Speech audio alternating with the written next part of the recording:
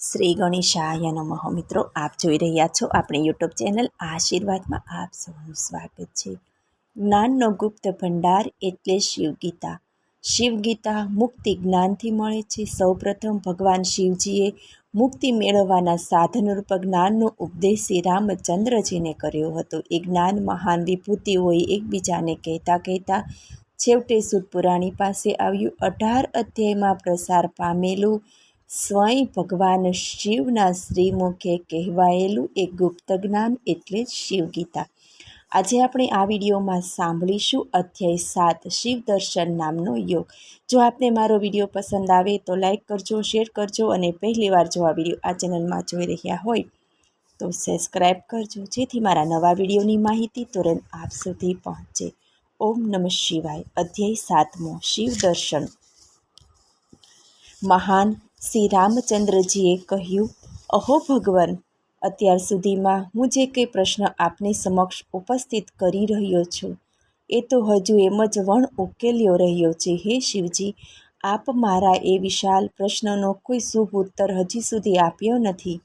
હે મહાન શિવજી, આપના અંગો પરિચ્છન્ન પ્રમાણે અથવા તો ઇત્યાદિ માટે પરિપૂર્ણ છે. અત્યારે આ સચરાચર જગત સંસારના ઉત્પત્તિ, સ્થિતિ અને લયનું સંચાલન તમે શી રીતે કરવાની સમર્થ બનેલા છો?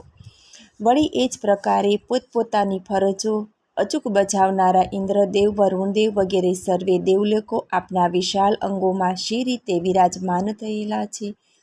તેમજ તે સર્વે દેવલોકો અને 14 ભુવન વગેરે સર્વે તે હું જ છું એવું જે તમે વારંવાર ઉચ્ચારો છો. અને વળી જ્યાં સુધી અનેક વિઘ્નો આડા છે ત્યાં સુધી જીવ અને ઈશ્વરનો આ નાદ સંભવિત નથી. તેમજ જડ અને પ્રપંચિત બનેલ સમગ્ર મહાભૂતોમાં ચેતનાનું રણજણતું વેગવંતું સામ્રાજ્ય પણ શી રીતે સંભવિત હોઈ શકે? અરે મહાપ્રભુ, આપના મુખેથી ઉચ્ચારેલ પ્રતિ ઉત્તર સંભળાયો, છતાં શંકા દૂર થઈ શકતી નથી. કેમ કે એ શંકાને દૂર કરવા માટે ચિત્ત એકલું નિર્ણયાત્મક નથી. કેવળ આપ જ એ તમામ સંચયોને દૂર કરવાને યોગ્ય છો અને આપ જ નિર્ણય આપવા યોગ્ય છો. મહાન શિવજીએ કહ્યું, નાનકડા વૃક્ષના બીજમાં જે રીતે મોટું જબરદસ્ત વડવૃક્ષ સદાને માટે રહેલું હોય છે અને તે બીજમાંથી છેવટે મોટું વડવૃક્ષ ધીમે ધીમે પ્રગટ પણ થાય છે. જો ખરેખર એમ ન થતું હોય તો પછી તે વિશાળ વટવૃક્ષ ક્યાંથી આવ્યું તે કહો. બસ એ જ રીતે મારા સૂક્ષ્મ અંગોમાંથી સર્વભૂતોની ઉત્પત્તિ, સ્થિતિ અને લય વગેરે અવસ્થા પ્રગટેલી છે. એ સર્વે નિર્વિવાદ સત્ય છે. જે રીતે પાણીની અંદર મોટું સિંધવનું ચોસલું રાખવાથી તે પાણીમાં ઓગળી જાય છે અને તેને સ્પષ્ટ રીતે એકલું છૂટું પાડી જોઈ શકાતું નથી, પણ ફરીથી પાણીને અગ્નિમાં ઓગાળીને તેને છૂટું પાડીને મેળવી શકાય છે. બીજી રીતે કહું તો જે રીતે દરરોજ નિયમિત પ્રભાતે સૂર્યનો પ્રકાશ પ્રગટ થાય છે અને સાંજ ઢળતા તે ક્ષણે વિદાય થાય છે, તેવી જ રીતે મારામાંથી પ્રગટેલું વિશ્વ યોગ્ય સમયે નષ્ટ થઈ જાય છે અને મારી અંદર જ સ્થિત થઈને રહે છે. એ પ્રમાણે હે સુકુમાર શ્રી રામચંદ્રજી, હવે કહીને સમજવાની કૃપાવંત બનો. ખૂબ વિચારીને અંતે શ્રી રામચંદ્રજી બોલ્યા, અહો મહાભગવંત, તમોએ દાખલા આપી સમજાવ્યું, તેમ છતાંય દિશા ભૂલેલ વ્યક્તિને દરેક દિશા સ્પષ્ટપણે ભ્રમરૂપ દેખાતી હોય છે. તેવી રીતે મને પણ શંકા ઉપડી છે અને તે સહેલાથી દૂર થઈ શકતી નથી. તો હવે હું શું કરું? શ્રી મહાપ્રભુએ નમ્રતાથી સમજાવ્યું, અહો વિનયી શ્રી રામચંદ્રજી, જે રીતે આ સચરાચર વિશ્વ મારી અંદર સમાવિષ્ટ રહેલ છે, જેને હું તમને સીંધીને દેખાડું તોય તમે જોવાને માટે સમર્થ નથી. હવે એ સમસ્યા દૂર કરવાને એને જોવા માટે હું આપને દિવ્ય ચક્ષુ આપું છું. તે સમર્થ ચક્ષુઓ વડે કોઈ પણ જાતનો ભય રાખ્યા વિના તમે મારા અદ્ભુત સ્વરૂપના દર્શન કરો. બીજું નરેન્દ્રો અને અન્ય દેવતાઓ પણ મારા આ તેજભર્યા પ્રકાશિત અંગોનું મારી કૃપા વગર પોતાના ચર્મચક્ષુથી દર્શન પામી શકતા નથી. ત્યારબાદ સુતજીએ કહ્યું, એવી રીતે વચનો સાંભળ્યા વિને શિવજીએ શ્રી રામચંદ્રજીને દિવ્ય ચક્ષુ આપ્યા અને પાતાલ સરખું ખૂબ વિશાળ મુખ શ્રી રામચંદ્રજીને દેખાડ્યું. અસંખ્ય વીજળીના ઝળહળતા પ્રકાશથી ચમકતા ભયાનક એવા રૂપરાશિને નિરખીને ખુદ શ્રી રામચંદ્રજી ચકાચૌંધ આંખોથી પોતાના ઘૂંટણોના સહારે ધરતી પર બેસી પડ્યા. એ સમયે નમસ્કાર અને દંડવત પ્રણામ કરતા શ્રી રામચંદ્રજી વારંવાર શિવજીની કૃપા પ્રાપ્ત કરવાને યત્નો કરવા લાગ્યા. પછી મહાકષ્ટે શ્રી રામચંદ્રજી ઊભા થઈને ચારે કોઈ જોવાને લાગ્યા. એ સમયે જાતિપુર ધાતી શિવજીના મુખમંડળમાં અસંખ્ય બ્રહ્માંડ પ્રલયકાળના ભીષણ અગ્નિતાંડવમાં પંખીની જેમ તીવ્રતાથી ઊંડીને અંદર સમાવા લાગ્યા. ત્યાં પ્રગટ સ્વરૂપે પધારેલા સુમેરુ, મંધ્યાચલ, વિંધ્યાચલ વગેરે પર્વતરાજ, 7 મહાસાગરો, સૂર્યદેવ, ચંદ્રદેવ વગેરે સર્વગ્રહો, પંચમહાભૂત તથા મહાપ્રભુ શિવજી સાથે પધારેલા સર્વે દેવતાગણો, વન્ય સૃષ્ટિ, મોટા મોટા ભયાનક સર્પો, 14 ભુવન વગેરે સમસ્ત બ્રહ્માંડોને એ રીતે શ્રી રામચંદ્રજીએ જોયા. એ પ્રસંગે તેઓએ અગાઉના સમયમાં થયેલ દેવ અને દાનવનું યુદ્ધ પણ નિહાળ્યું. તેમજ શ્રી વિષ્ણુ ભગવાનના 10 અવતાર તથા તેમના કંસવધ, રાવણવધ વગેરે પરાક્રમો પણ નજરો-નજર નિરખ્યા. મહાસંગ્રામમાં દેવતાઓની પરાધીનતા, શિવજીના હાથેથી પુરાનો ધ્વંસ તેમજ વિવિધ પ્રકારે તમામ જીવોનો વિનાશ તેમણે નજરો-નજર જોયો. અચાનક એવા આવી પડેલ પ્રસંગથી ખૂબ જ અચંબો પામેલા શ્રી રામચંદ્રજી ભયચકિત બનીને શિવજીને અનેકવાર નમસ્કાર કરવા લાગ્યા. જો કે શ્રી રામચંદ્રજીને સ્વયં તત્વજ્ઞાનની સ્ફૂર્ણા થઈ ચૂકેલ હતી, તેમ છતાં તેઓ પોતાની જાત પર કાબૂ ન રાખી શકતા ખૂબ જ ભયથી વ્યાકુળ બની ગયા. અને પછી તેઓ સર્વે ઉપનિષદોના સાર એવા અર્થભર્યા સ્વરોમાં શિવજીની ભક્તિ ભાવપૂર્વક પ્રાર્થના અને સ્તુતિ કરવા લાગ્યા. અખંડ તપસ્વી શ્રી રામચંદ્રજીએ ગદગદ કંઠે કહ્યું, હે મહાપ્રભુ, હે શરણાગતના તારણહાર પ્રભુ, હે ચંદ્રેશ્વર, મારા પર કૃપા કરો અને મારા જેવા અનાથનું સંસારના ભયાનક દુઃખ તાપોથી સર્વ રીતે રક્ષા કરો, સહાય કરો પ્રભુ. હે પરમ સુખદાતા શિવજી, આ સમસ્ત સૃષ્ટિ અને તેની ઉપર પ્રગટ થનારા સર્વે વૃક્ષ વગેરે સહુ કંઈ આપના થકી જ અસ્તિત્વમાં આવેલ છે. એ સર્વ સહાય આપના થકી જ વિદ્યમાન છે. અહો પ્રભુ, છેવટે એ સર્વે આપની અંદર જ સમાઈ જાય છે. એ સર્વે જેવા કે બ્રહ્મા, ઇન્દ્ર, 11 રુદ્ર, મરુદગણ, ગંધર્વ, દૈત્ય, યક્ષ, સિદ્ધ, ગંગા વગેરે નદીઓ, સાગર આ બધું ધારણ કરનાર હે ત્રિશૂલધારી, તમારા મુખમાં જોવાને મળે છે. હે પિનાક પાણી ચંદ્રેશ, આપની માયાથી છવાયેલ આ સમગ્ર સૃષ્ટિ આપના રૂપમાં દિશે છે. તેને શંકામય બનેલ પુરુષ પિત્તળમાં સ્વર્ણ અને દોરીમાં સર્પને પ્રમિત બનીને જોઈ રહે છે. એ શંકાસ્પદ મનને પ્રમિત બનાવી ચક્રાવે ચડાવે છે, ત્યારે એ ભ્રાતિમય બની રહે છે. એ ભ્રમદશાથી ક્યારેક કોઈ ચીજવસ્તુ અત્યંત સિદ્ધ બને છે, તેમજ નથી પણ બનતી.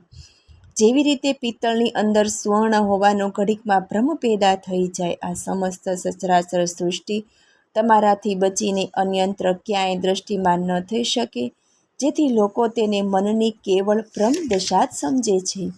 હે પ્રભુ, આપના પુણ્ય પ્રકાશથી સમસ્ત સૃષ્ટિને પ્રકાશિત કરો છો, તો હે દેવાધિદેવ, આપના પ્રાગટ્ય પ્રકાશ વિના તો આ સચરાચર વિશ્વ ક્ષણ માત્રમાં અંધકારમાં ગાયબ થઈ જાય, વિલીન બની જાય. ધરતી ઉપરની જે કોઈ ચીજવસ્તુ થોડી ઓછી શક્તિવાળી છે, તે વધારે શક્તિવાળી ચીજવસ્તુને પ્રાપ્ત કરવાને શક્તિમાન નથી હોતી. જે રીતે એક નાનકડો અલ્પ અંશ સરખો અણુ મસમોટા વિંધ્યાચલ પર્વતને ધારણ કરી શકતો નથી, અને આપના મુખમંડળમાં આ સમસ્ત સૃષ્ટિ વર્તાય છે, એ સર્વે આપની મહામાયાનો જ પ્રતાપ છે. વાસ્તવિક રીતે તેમ નથી થતું એવું મને નિશ્ચિત ભાસે છે. એવો કોઈક અગમ્ય બનાવ બને, જેમ કે દોરડું હોય તેને ભ્રમિત દશામાં સર્પ સમજી લેવામાં આવે ને ખોટો ભય ઉત્પન્ન થઈ આવે, જ્યારે હકીકતમાં તો ત્યાં ભયાનક વિષધર જેવી કોઈ ચીજનું અસ્તિત્વ જ નથી હોતું. અને એવા ભ્રમિત વહેમ કે શંકાનો વિનાશ થતાં સર્વનો નાશ નથી થતો, કારણ કે સર્પ નામે ચીજ હતી જ નહીં. તેનો નાશ થવાનો કોઈ પ્રશ્ન જ નથી રહેતો, પરંતુ તે ક્ષણિક ભય આપનારો અવશ્ય હોય છે. એ જ રીતે આપની માયાથી જેનું જે કોઈ અસ્તિત્વ પ્રગટે છે તેવું તે ભ્રાતિમય કાર્ય આ મિથ્યા જગતમાં સત્ય સહેજે ઉત્પન્ન કરે છે.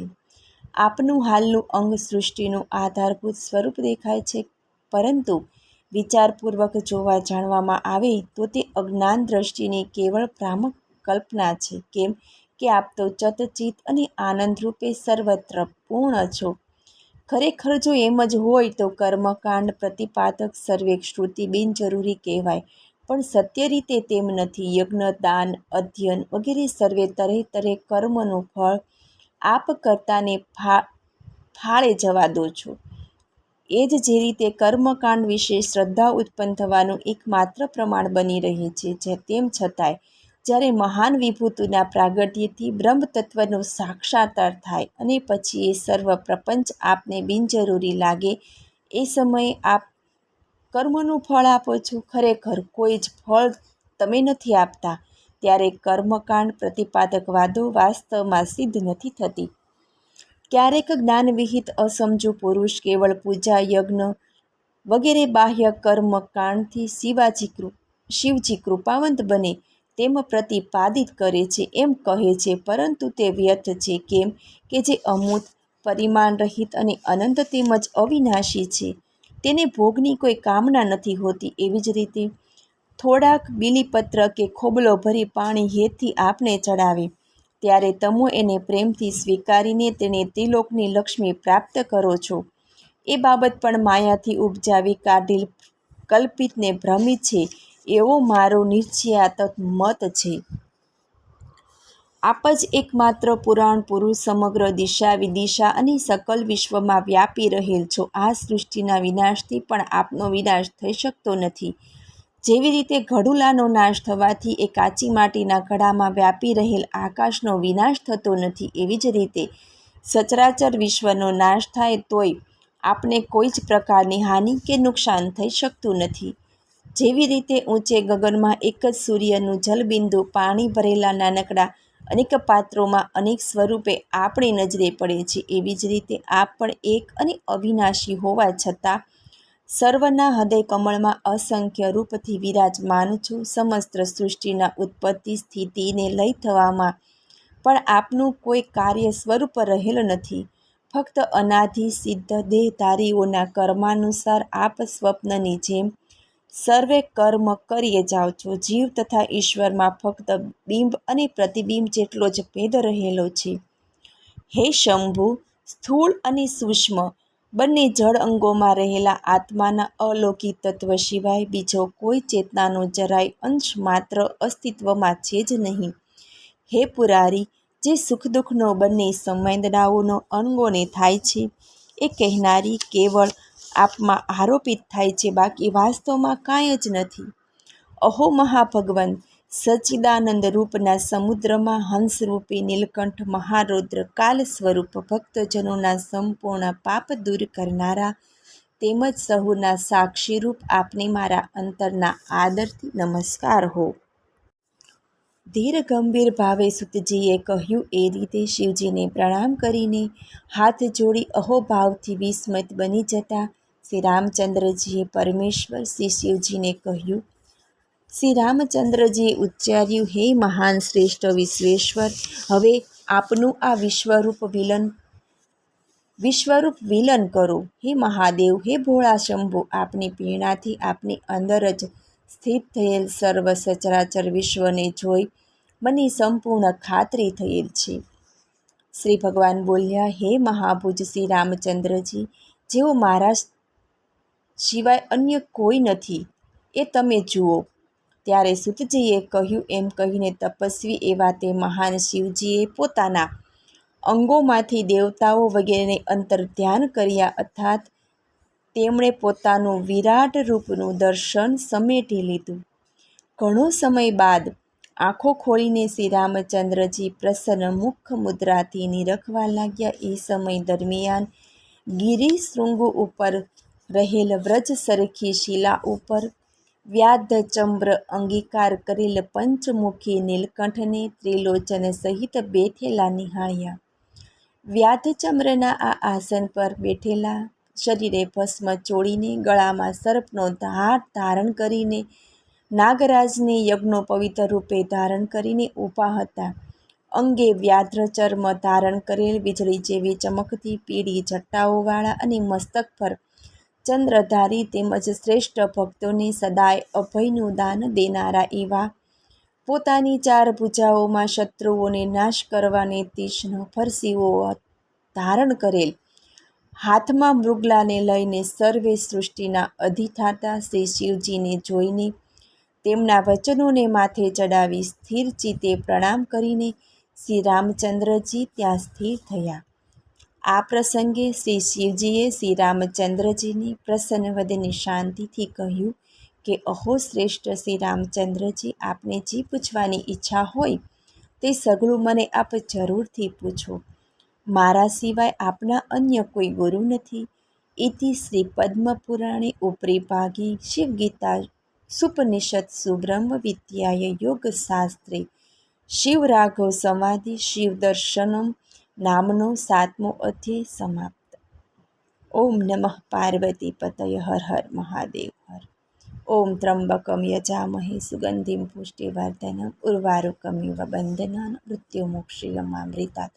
મને સાંભળવા બદલ ધન્યવાદ. જો આપને મારો વિડીયો પસંદ આવે તો લાઈક કરજો, શેર કરજો અને પહેલીવાર જો આ વિડીયો આ ચેનલમાં જોઈ રહ્યા હોય તો સબસ્ક્રાઈબ કરજો, જેથી મારા નવા વિડીયોની માહિતી તુરંત આપ સુધી પહોંચે. ધન્યવાદ. જય શ્રી કૃષ્ણ.